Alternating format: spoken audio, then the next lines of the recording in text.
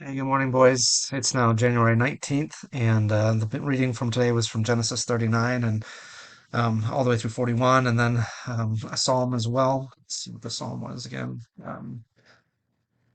Psalm 17. And as I was looking at it, I saw some connections between those two portions at least. Genesis 39 starts with something that I thought was really good for you guys to think about. Verse 2, it says, "The Lord was with Joseph so that he prospered, and he lived in the house of his Egyptian master. When his master saw that the Lord was with him and that the Lord gave him success in everything he did, Joseph found favor in his eyes and became his attendant." And I was just thinking about that, and thinking about you and your roles in your jobs. If your bosses, like Potiphar here, um, understand that the Lord is with you and that the Lord is giving you success in what you do, then they're likely to notice those things, and it's something that they should see in you. You should work in such a way as that they would understand that the Lord was working through you, by your character and by the way that you perform your work, and how you do with your attitudes in your workplaces. I know it's not always easy to do that, but I think it's really important, and it's what made Joseph so successful, even though his life was difficult at times too.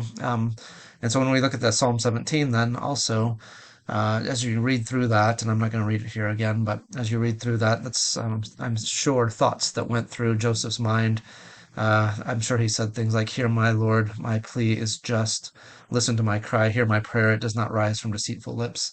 Let my vindication come from you. May your eyes see what is right." And thinking about that as Joseph is misunderstood and put in prison for wrongful reasons, and all he really has is the Lord who is understanding and seeing him. He's calling out to him. In fact, verse 6 says, "I call on you, my God, for you will answer me. Turn your ear to me and hear my prayer. Show me the wonders of your great love, who save by your right hand those who take refuge in you from their foes. Keep me as the apple of your eye. Hide me in the shadow of your wings from the wicked who are out to destroy me, from my mortal enemies who surround me." And I think those had been things that were going through Joseph's mind, maybe not in exactly those words, but he would cry out to the Lord, knowing that it was really the Lord whose opinion mattered and who would ultimately vindicate him, no matter what his circumstances are. He can rely on God's justice in those circumstances. So just want you to think about that as you're work in such a way, first of all, that you are relying on the Lord for your strength and for your sustaining and providence, and also so that, work in such a way that your those who are over you will notice and see the Lord's favor in what you're doing. All right, that's it.